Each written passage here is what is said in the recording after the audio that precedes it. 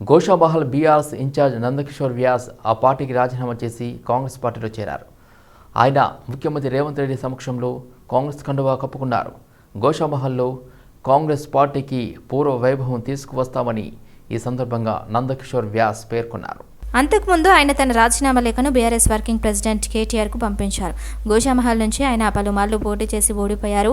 2014 స్వతంత్ర అభ్యర్థిగా, 2023లో బీఆర్ఎస్ నుంచి పోటీ చేశారు. ఈ 2 సార్లు ఆయన బీజేపీ ఎమ్మెల్యే రాజాసింగ్ చేతిలో ఓటమి చవి చూశారు. పార్లమెంట్ ఎన్నికల్లో బీఆర్ఎస్ పార్టీని రాజకీయంగా ఎదుర్కొనే సత్తా బీజేపీ కాంగ్రెస్ పార్టీకి లేదని మాజీ మంత్రి మహేశ్వరం ఎమ్మెల్యే సబితా ఇంద్రారెడ్డి అన్నారు. శనివారం మహేశ్వరం నియోజకవర్గం కేంద్రంలో ఎమ్మెల్సీ కవిత అక్రమ అరెస్టును ఖండిస్తూ నిరసన చేపట్టారు. రాజకీయ కక్ష సాధింపుతోనే ఎమ్మెల్సీ కవితను అక్రమంగా అరెస్ట్ చేశారన్నారు. అరెస్టులు, ఉద్యమాలు కేసీఆర్ కుటుంబానికి కొత్త కాదన్నారు. కుట్రపూర్వకంగా కేంద్రంలో అధికారంలో ఉన్న బీజేపీ పార్టీ ఎన్నికలు రాగానే ప్రతిపక్ష పార్టీల నాయకులపై ఈడీ, ఐటీ దాడులు చేపిస్తుందన్నారు. కవితకు అండగా మహిళలంతా నిలబడతారన్నారు. న్యాయబద్ధంగా కోర్టులో పోరాడతామన్నారు. పార్లమెంట్ ఎన్నికల్లో బీజేపీ, కాంగ్రెస్ పార్టీలకు తెలంగాణ ప్రజలు తగిన బుద్ధి చెప్తారన్నారు. ఈ కార్యక్రమంలో బీఆర్ఎస్ మహేశ్వరం మండల అధ్యక్షుడు రాజు నాయక్, కందుకూరు మండలం అధ్యక్షుడు Manne Jayender, Mudiraj market committee chairman Surender Reddy, PACS chairman Manchepadu Yadav, Karrolla Chandraiah, Mudiraj, Abbaiah Yadav, Duddu Krishna Yadav, Munagapati Naveen, పలువురు బీఆర్ఎస్ పార్టీ నాయకులు, కార్యకర్తలు తదితరులు పాల్గొన్నారు. ఎలాంటి సాక్ష్యము ఎలాంటిది దొరకక ముందు సాక్షిగా తనని పిలిచి ఇంట్రాగేట్ చేసిన విషయాన్ని మనము విచారణ చేసిన విషయాన్ని మనం గమనిస్తూ నిన్న కూడా సర్చ్ అని వచ్చి 2 గంటలు ధ్యానం చేసి 5 తర్వాత కోర్టు టైం అయిపోయిన తర్వాత అరెస్ట్ చేస్తున్నామని అనౌన్స్ చేసి అక్రమంగా నిన్న తీసుకెళ్లిన విషయాన్ని మనందరం కూడా గమనించాల్సిన అంశమని గుర్తు చేస్తా ఉన్నాం. ఇంకొకటి, సుప్రీంకోర్టులో కేసు నడుస్తూ ఉన్నా. సుప్రీంకోర్టు 19కి వాయిదా వేసినా కూడా ఆ కేసు కూడా పక్కన పెట్టేసి ఇమీడియట్గా అరెస్ట్ చేసి తీసుకెళ్ళడం ఒకటి. మూడవది, అసలు అరెస్ట్ చెయ్యను అని చెప్పి సుప్రీంకోర్టులో వచ్చిన తర్వాత కూడా నేను అరెస్ట్ చేసి తీసుకెళ్లారంటే ఒక రాజకీయ కోణంలో రాజకీయ కుట్రలో భాగంగానే. ఎందుకంటే అది సంవత్సరంన్నర నుండి విచారణ పిలిచినా కూడా ఏమి దొరకని పక్షంలో కేసీఆర్ గారిని ఇబ్బంది పెట్టాలంటే కవిత గారిని ఇబ్బంది పెడితే కేసీఆర్ గారు ఇబ్బంది పడతారు. తెలంగాణ రాష్ట్రంలో బీజేపీ పుంజుకోవట్లేదు. బీజేపీ పుంజుకోవట్లంటే బీఆర్ఎస్ పార్టీకి ఇబ్బంది పెడుతున్న బీజేపీకి ఓట్ బ్యాంక్ పెరుగుతుందని ఆలోచనతో ఒకటి, ఇలా రకరకాల ఆలోచనతో ఈరోజు కవితను ఇబ్బంది పెట్టాలనే ప్రయత్నం చేస్తున్నారు. కేసీఆర్ గారి మీద కోపం ఎందుకు? వాళ్ళు చెప్పినట్టు ఆడమన్నట్టు ఆడనందుకు మోడీ గారికి కేసీఆర్ గారి మీద కోపం. ఒకటి, రైతులకి ఆ రోజు మోటార్లకు మీటర్లు పెట్టమన్నారు, అవి పెట్టినందుకు ఒకటి కోపం. వాళ్ళు తీసుకొచ్చిన నల్ల చట్టాలకు సపోర్ట్ చేయనందుకు ఒకటి కోపం. అదే కోపాన్ని పెట్టుకొని ఈరోజు కవిత గారిని ఇబ్బంది పెడితే ఇండైరెక్ట్గా కేసీఆర్ గారు ఇబ్బంది పడతారు, పార్టీకి సంబంధించిన క్యాడర్ అంతా కూడా ఇబ్బంది పడతారనే ఆలోచనతో బీజేపీ పార్టీ చేసిన రాజకీయ కుట్రలో భాగంగా కవిత గారిని అరెస్ట్ చేశారు. ఎస్ఐపై గూడెం మధుసూదన్ రెడ్డి దాడి ఘటనలో 27 మందిపై కేసు నమోదైంది. పటాన్ చెరువు ఎమ్మెల్యే గూడెం మహిపాల్ రెడ్డి తమ్ముడు గూడెం మధుసూదన్ రెడ్డిని అరెస్ట్ చేసి రిమాండ్కు తరలించే క్రమంలో పోలీసు వాహనాన్ని అడ్డగించి వారి విధులకు ఆటంకం కలిగించిన 27 మందిపై పోలీసులు కేసు నమోదు చేశారు. ప్రభుత్వ వాహనం ధ్వంసం చేసి ఎస్ఐ రాజును గాయపరిచినందుకు కేసు నమోదు చేశారు. ఎస్ఐ రాజు నాయక్ ఫిర్యాదు మేరకు గూడెం మధుసూదన్ రెడ్డి అంచెలు 27 మందిపై కేసు నమోదు చేశారు. ఆంధ్రప్రదేశ్ భవన్ విభజనకు సంబంధించి ఎట్టకేలకు పీఠముడి వీడింది. ఏపీ భవన్ విభజన అంశం పరిష్కారం అయిందని తాజాగా హోంశాఖ అధికారికంగా ఉత్తర్వులు జారీ చేసింది. ఆప్షన్ జీకి ఏపీ, తెలంగాణ రాష్ట్రాలు అంగీకారం తెలిపాయని పేర్కొంది. ఆంధ్రప్రదేశ్కు మొత్తం 11.536 ఎకరాలు కేటాయించారు. ఏపీకి 5.781 ఎకరాలు ఉన్న Godavari block, Swarnamukhi block, nursing hotel 3.359 ఎకరాలు, పటౌడ్ హౌస్ 2.396 ఎకరాలు కేటాయింపుకు సంబంధించిన కేంద్ర ప్రతిపాదనలకు 2 రాష్ట్రాల అంగీకారం తెలిపాయి. ఈ మేరకు కేంద్ర హోంశాఖ ఉత్తర్వులు ఇచ్చింది. అదేవిధంగా తెలంగాణకు 8.245 ఎకరాలు కేటాయించారు. తెలంగాణకు శబరి బ్లాక్లో 3.00 ఎకరాలు, పటౌడి హౌస్లో 5.245 ఎకరాలు కేటాయించినట్లు కేంద్ర హోంశాఖ ఉత్తర్వులో పేర్కొంది. నాగర్ కర్నూలు బహిరంగ సభలో పాల్గొన్నారు ప్రధాని మోదీ. ఎన్నికల నోటిఫికేషన్ రాకముందే ప్రజలు ఓ నిర్ణయానికి వచ్చారన్నారు ప్రధాని మోదీ. మళ్లీ బీజేపీని గెలిపించాలని ప్రజలు నిర్ణయానికి వచ్చారన్నారు. जो अभी मैंने टीवी पे देखा 2024 के लोकसभा चुनाव का बिगुल बजने जा रहा है। टीवी वाले बताते हैं कि अब से कुछ ही देर बाद दिल्ली में चुनाव की तारीखों का ऐलान हो जाएगा। लेकिन मेरे प्यारे भाइयों बहनों, तारीखों के औपचारिक ऐलान के पहले ही देश की जनता ने, देश ने नतीजों का ऐलान कर दिया है। देश ने घोषणा कर दी है। अब की बार नागरकुर्नूल का ये जन सैलाब, आपका ये स्नेह, ये बता रहा है कि तेलंगाना भी यही ऐलान कर रहा है, अब की बार।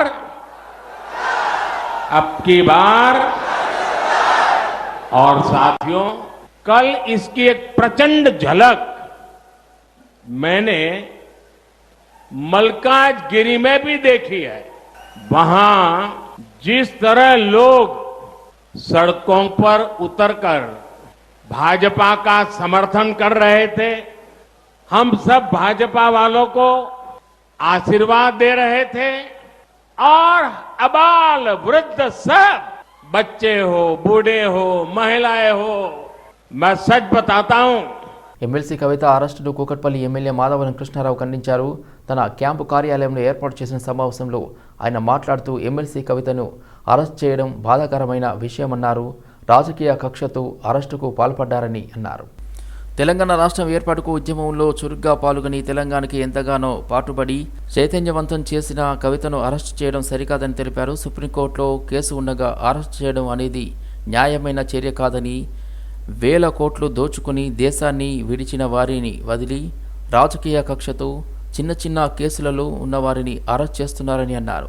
రాజకీయ కక్ష సాధింపు చర్యతో దేశానికి చెడ్డ పేరు వస్తుందని తెలిపారు. ఎమ్మెల్సీ కవిత గారిని అరెస్ట్ చేయడం అనేటువంటిది బాధాకర విషయం. రాజకీయ కక్షలతో 2 ఏళ్ల నుంచి తెలంగాణ రాష్ట్రం మీద, టీఆర్ఎస్ పార్టీ మీద అక్రమ కేసు పెట్టాలన్నటువంటి ఆలోచన కేంద్ర ప్రభుత్వం ముందుంది. ఇది మంచి పద్ధతి కాదు. ఇది ఇవాళ నోటిఫికేషన్ వస్తుందని తెలిసినప్పటికీ కూడా 1 డే బిఫోర్ మేఘాల మీద తీసుకొచ్చి అరెస్ట్ చేయడం అనేది తెలంగాణ ప్రజలు చాలా బాధపడతా ఉన్నారు ఈ విషయంలో. ఎందుకంటే తెలంగాణ కొరకు ఉద్యమం చేసి, తెలంగాణ రాష్ట్రం కొరకు ఎన్నో పోరాడి, ఎన్నో రకాలుగా తెలంగాణను చైతన్యవంతం చేసిన దాంట్లో కీలక పాత్ర వహించిన కవితను ఒక చిన్న కేసులో ఇలా దేశాన్ని వదిలి పారిపోయి 1000, 10,000, 20,000 కోట్ల రూపాయలు భారతదేశాన్ని నుంచి ఇతర దేశాలు బతుకున్న వాళ్ళని పట్టించుకోకుండా చిన్న చిన్న కేసులు పెట్టి ఇతర రాజకీయ కక్షను చేయించడం అనేది ఇది మంచి పద్ధతి కాదు. కాంగ్రెస్ పార్టీ కానీ బీజేపీ పార్టీ కానీ పూర్తిగా కుక్కట్పల్లి టీఆర్ఎస్ పార్టీ, బీఆర్ఎస్ తరఫున ఒక శాసనసభ్యునిగా ఇది ఖండిస్తా ఉన్నా. ఇటువంటి కక్ష సాధింపుల వలన దేశానికి చెడ్డ పేరు వస్తుంది తప్ప, రాష్ట్రానికి చెడ్డ పేరు వస్తుంది తప్ప, ఇది ఎందుకంటే న్యాయస్థానం ఉంది కాబట్టి న్యాయస్థానంలో న్యాయం జరుగుతుంది ఎట్టి పరిస్థితుల్లో. కానీ వాళ్ళు నేను అందజేసిన తీరు కానీ చాలా బాధాకరమైన విషయం అని చెప్పి నేను తెలియజేస్తా ఉన్నాను. ఆల్రెడీ 1900 కోట్లు ఉన్నప్పటికీ కూడా వచ్చి నేను అందజేయడం అనేది అది పూర్తిగా ఖండిస్తా ఉన్నామని చెప్పి తెలియజేస్తా ఉన్నాను. కేంద్రంలోని మోడీ ప్రభుత్వం దర్యాప్తు సంస్థలను పూర్తిగా చెప్పు చేతుల్లో పెట్టుకొని ప్రతిపక్ష పార్టీలపై, బీజేపీకి అనుకూలంగా లేని పార్టీలపైకి ఉసిగొల్పి అక్రమ అరెస్టులు చేస్తున్నారని ఎమ్మెల్యే కాలేరు వెంకటేష్ ఆగ్రహం వ్యక్తం చేశారు. కల్వకుంట్ల కవిత అరెస్టుకు నిరసనగా అంబర్పేటలోని ఆలికేఫ్ కూడలిలోని పూలే విగ్రహం ముందు బీఆర్ఎస్ పార్టీ సీనియర్ నాయకులు ఎట్ల సుధాకర్ రెడ్డి ఆధ్వర్యంలో నిరసన చేపట్టారు. ఈ కార్యక్రమంలో ఎమ్మెల్యే కాలేరు వెంకటేష్ ముఖ్య అతిథిగా పాల్గొని మోదీ, ఈడీలు ఈ అక్రమ కేసులు ఆపాలంటూ నిరసన వ్యక్తం చేశారు. స్వతంత్రం వచ్చిన నాటి నుంచి 75 సంవత్సరాల్లో ఏ పార్టీ కూడా ఈడీ, సిబిఐ, ఐటీ లాంటివి దర్యాప్తు సంస్థలను తమ చేతుల్లో పెట్టుకొని ప్రతిపక్ష పార్టీలపై, తమకు అనుకూలంగా లేని పార్టీలపై కక్షపూరితంగా ఉసిగొల్పి సోదాలు నిర్వహించి అక్రమ అరెస్టుల పేరుతో భయభ్రాంతులకు గురి చేస్తున్నాయని ఎమ్మెల్యే కాలేరు వెంకటేష్ అన్నారు. సిబిఐ, ఈడీ అన్ని సంస్థలను కూడా వాళ్ళ చెప్పు చేతుల్లో పెట్టుకొని ఎవరైతే ప్రతిపక్ష పార్టీలు ఉంటాయో, ఎవరైతే బీజేపీకి అగెనిస్ట్గా మాట్లాడారో వాళ్ళందరి మీద ఈడీ సోదాలు, ఇన్కమ్ ట్యాక్స్ సోదాలు, తర్వాత సిబిఐ రేట్లు జరగడం. ఒక బెస్ట్ ఎగ్జాంపుల్ ఏంటంటే హిమంత్ బిశ్వ శర్మ శారదా కుంభకోణంలో అక్యూజ్డ్గా ఉండి ఆయనను అరెస్ట్ చేసి ఆ తర్వాత ఆయన మీద ఈడీ సోదాలు, సిబిఐ సోదాలు జరిగిన తర్వాత అతను బీజేపీ పార్టీలో జాయిన్ అయిన తర్వాత వాచింగ్ నిర్మాపౌడర్ అయిపోయింది. ఆయన మీద ఉన్న కేసులన్నీ పోయినాయి. ఆయనకు ఏకంగా సీఎం పదవే కట్టబెట్టి. అదేవిధంగా మన తెలుగు రాష్ట్రాల్లో ఉన్న ఆంధ్రప్రదేశ్లో ఉన్న సీఎం రమేష్ గారు, ఆ తర్వాత సుజనా చౌదరి గారు, వాళ్ళు 3,000-4,000 కోట్ల రూపాయలు బ్యాంకులకు రుణం ఉన్న తర్వాత వాళ్ళ ఇళ్లలో ఇన్కమ్ ట్యాక్స్ సోదాలు జరిగినాయి, ఈడీ రేట్స్ జరిగినాయి, ఆ తర్వాత సిబిఐ సోదాలు కూడా జరిగినాయి. వాళ్ళు ఒక్కసారి 2020లో బీజేపీలో చేరిన తర్వాత ఈ రోజు వరకు మనం చూసినాం వాళ్ళ కేసులన్నీ క్లోజ్ అయినాయి, వాళ్ళ మీద రేట్లు లేవు, వాళ్ళ మీద ఛార్జ్ షీట్ లేవు, వాళ్ళ బ్యాంకులు అప్పులు కట్టమని కూడా అడగడం. జస్టిస్ అలోక్ అరాదే తెలంగాణ రాష్ట్ర హైకోర్టు ప్రధాన న్యాయమూర్తి, తెలంగాణ రాష్ట్ర లీగల్ సర్వీసెస్ అథారిటీ యొక్క ప్రాటన్ ఇన్ చీఫ్ వైవాహిక వివాదాల ఇతివృత్తాంతాలపై, నేషనల్ లీగల్ సర్వీసెస్ అథారిటీ పథకాలపై లఘు చిత్రాలను ప్రదర్శించారు. అయితే సైబర్ నేరాలు, పేదరిక నిర్మూలన, POCSO హైదరాబాద్లోని ప్రసాద్ ల్యాబ్లో బాల్య వివాహాలు, జస్టిస్ పి శామ్ కోసి న్యాయమూర్తి, తెలంగాణ రాష్ట్రానికి హైకోర్టు అండ్ ఎగ్జిక్యూటివ్ చైర్మన్ సమక్షంలో కార్యక్రమం జరిగింది. తెలంగాణ రాష్ట్ర న్యాయ సేవల అథారిటీ సహకారంతో నెల్సా స్కీమ్ల ఆధారంగా షార్ట్ ఫిలింలను రూపొందించినట్లు తెలంగాణ రాష్ట్ర హైకోర్టు ప్రధాన న్యాయమూర్తి గౌరవనీయులైన జస్టిస్ అలోక్ అరాధే తెలిపారు. తెలంగాణ ఫిలిం డెవలప్మెంట్ కార్పొరేషన్ వారి ప్రయోజనం కోసం ఉద్దేశించిన చట్టపరమైన అవగాహన కార్యక్రమాలు, ప్రభుత్వ పథకాలపై చట్టపరమైన అవగాహన కల్పించడానికి లీగల్ సర్వీసెస్ అథారిటీ యొక్క ప్రయోజనం, లక్ష్యాలను మరింత ప్రత్యేకంగా అందిస్తుందన్నారు. As you all know, films are an effective means of communication and have a wider reach. The short films, I am sure, will ensure that the awareness is created in the society about various services offered by National Legal Services Authority. I am sure that short films produced by State Legal Services Authority shall serve the purpose for which they are made. The films cover the various themes as has been pointed out in detail by Justice Koshi. The short films have been made with an object so that viewers, particularly in rural and tribal areas, should easily understand various services provided by National Legal Services Authority. I am confident that the short films will create the awareness among the society and more needy persons would avail of the benefit of scheme of NALSA. నిరుపేద చిన్నారుల జీవితాలలో మార్పే లక్ష్యంగా Yashoda foundation ఆధ్వర్యంలో ఈ మస్తీ ఏర్పాటు చేశారు. బంజారాహిల్స్లో రాష్ట్ర పోలీస్ కమాండ్ అండ్ కంట్రోల్ సెంటర్లో police commissioner Telangana, startup Telangana OSD L Ramadevi ప్రారంభించారు. పైలట్ ప్రాజెక్టుగా ఉన్న ఈ మస్తీ సెంటర్ల నుంచి వచ్చిన విద్యార్థులు, తల్లిదండ్రులు తమ అనుభవాలను పంచుకున్నారు. యశోద ఫౌండేషన్ తలపెట్టిన ఈ మస్తీ నిరుపేద పిల్లల ఉన్నతికి తోడ్పడనుందన్నారు. మస్తీ సెంటర్లు ఏ విధంగా తమ ఉన్నతికి తోడ్పడుతున్నాయో వివరించారు. ఈ కార్యక్రమం మస్తీ పరిధిని విస్తరించడానికి ఉద్దేశించిందని, భారతదేశ యువతకు సాధికారత స్ఫూర్తిని అందించడానికి విస్తృత కమ్యూనిటీ మద్దతును ఆహ్వానిస్తుందన్నారు. అనంతరం యశోద ఫౌండేషన్ వ్యవస్థాపకుడు సంతోష్ కావేటి మాట్లాడుతూ, మస్తీని ప్రారంభించడం అంటే కేవలం ఒక ప్రోగ్రాంను ప్రారంభించడం కాదని, దేశంలోని నిరుపేద పిల్లల జీవితాలను మార్చడానికి ఒక ఉద్యమాన్ని లేవదీస్తున్నామని తెలిపారు. సంగీతం, కళలు, సైన్స్, టెక్నాలజీ ఆవిష్కరణలో సంపూర్ణ అభ్యాస అనుభవాల ద్వారా ఈ యువ మనస్సుల విస్తారమైన సామర్థ్యాన్ని అన్లాక్ చేయాలని లక్ష్యంగా పెట్టుకున్నామని సంతోష్ కావేటి తెలిపారు. 2007లో స్టార్ట్ చేసాం యశోద ఫౌండేషన్. అప్పటి నుండి our focus primarily has been to help under privileged children and under privileged communities with education.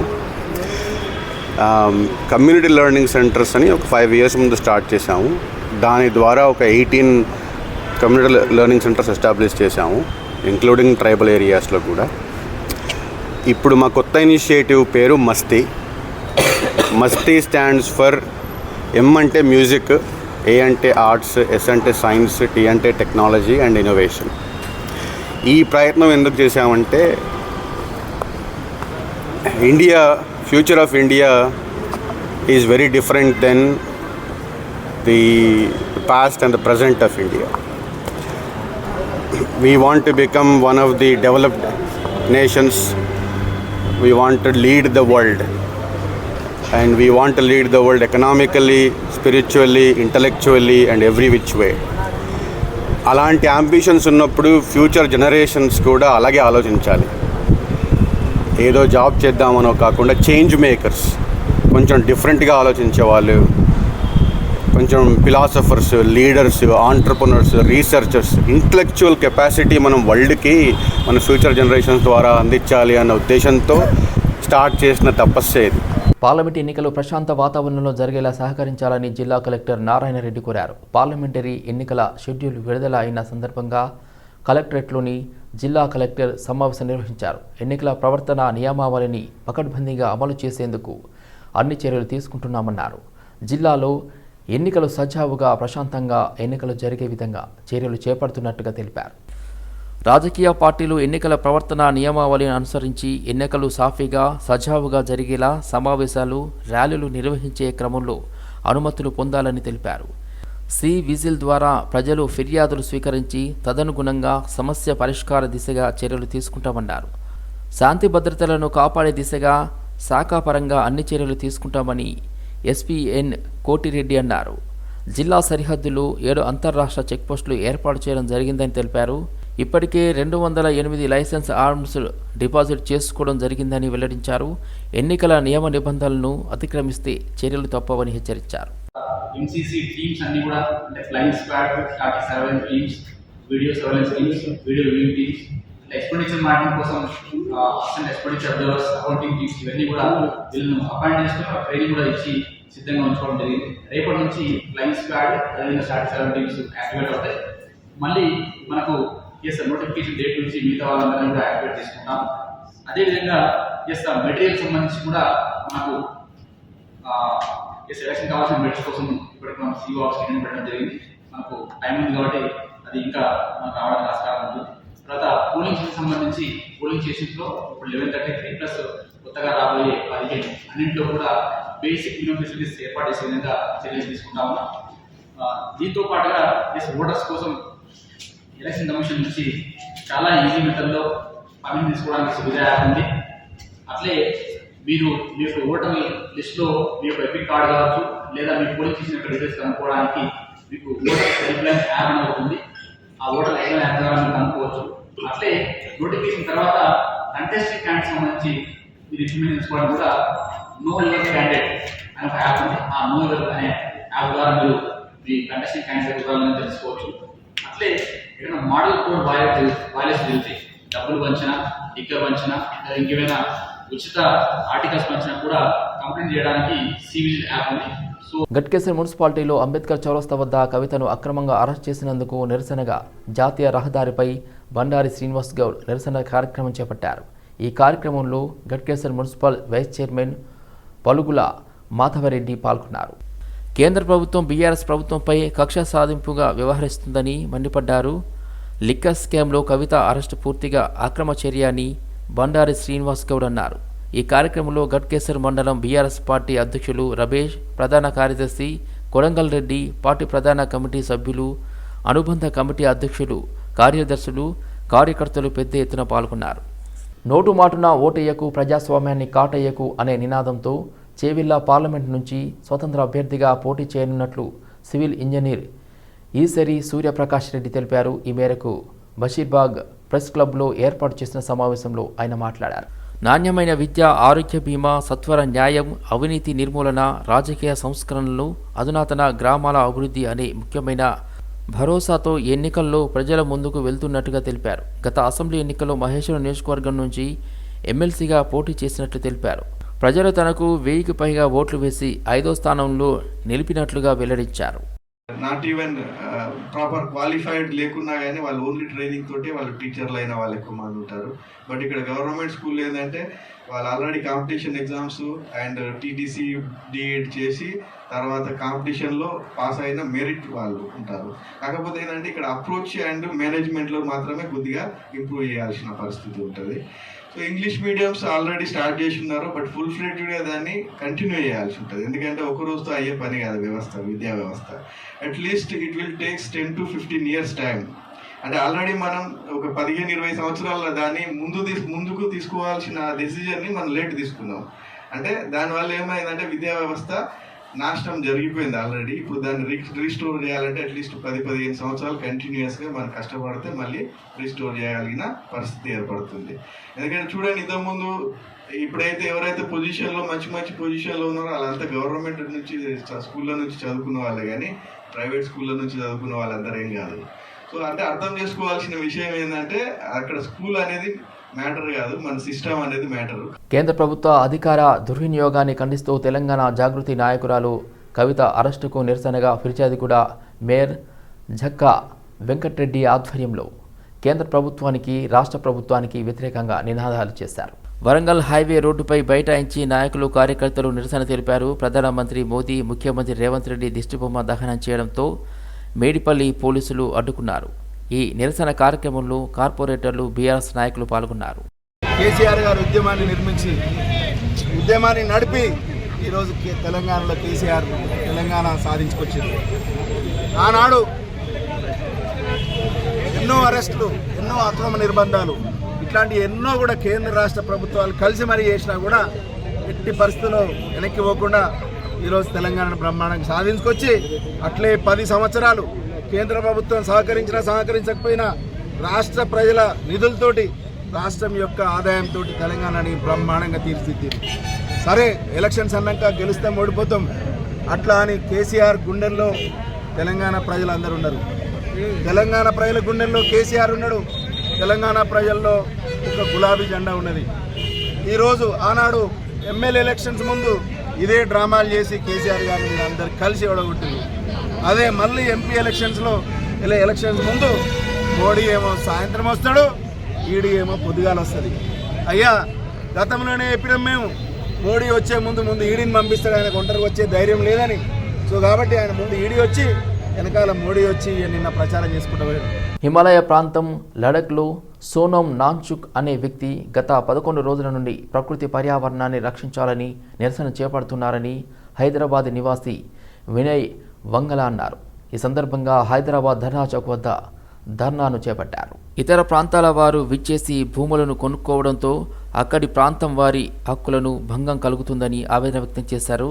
Article 6 ప్రకారం ఇతర ప్రాంతాల వారు చదవడం, తమ ప్రాంతాల్లో పనిని రక్షించుకునే విధంగా చేయాలని కోరారు. తక్షణమే కేంద్ర ప్రభుత్వం చర్యలు తీసుకొని ఇతరులు ప్రవేశించకుండా పర్యావరణాన్ని కాపాడాలని కోరారు. సో సోనమ్ వాంగ్చుక్ అని లడాక్ నుంచి ఫేమస్ ఎన్విరాన్మెంటలిస్ట్ అక్కడ తను ప్రొటెస్ట్ చేస్తున్నాడు. క్లైమేట్ ఫాస్ట్ అని స్టార్ట్ చేస్తున్నాడు. గవర్నమెంట్ తీసుకునే నిర్ణయాల వల్ల అక్కడ లడాక్లో ప్రజలు ఇబ్బందికి గురవుతున్నారు అండ్ వాళ్ళ హక్కులను కోల్పోతున్నారని అండ్ అక్కడ ఎన్విరాన్మెంట్కి దెబ్బతింటుందని తను ప్రొటెస్ట్ చేస్తున్నాడు. సో దానికి మద్దతుగా మేము ఇక్కడ హైదరాబాద్ నుంచి తనకు మద్దతు తెలుపుతున్నాము. సో వాళ్ళ హక్కులని వాళ్ళని కాపాడుకోవడానికి అండ్ ఎన్విరాన్మెంట్ని కాపాడడానికి మేము ఇక్కడి నుంచి జాయిన్ అయ్యాము తనకి సపోర్ట్గా. అండ్ తన లడాక్ని యూటీ చేసిన తర్వాత Schedule 6లో యాడ్ చేస్తామని గవర్నమెంట్ చెప్పింది. అది ఇంతవరకు చేయలేదు. సో దానివల్ల వాళ్ళు వాళ్ళ అస్తిత్వాన్ని కోల్పోవడము అండ్ వాళ్ళ హక్కులను కోల్పోవడము అండ్ వాళ్ళని రిప్రజెంట్ చేయడానికి ఒక పబ్లిక్ రిప్రజెంటేటివ్స్ తక్కువగా ఉండడం వలన వాళ్ళు ఏం చేయలేకపోతున్నారని వాళ్ళు వాపోతున్నారు. సో దానికి మద్దతుగా తను చేస్తున్న ప్రొటెస్ట్కి మేము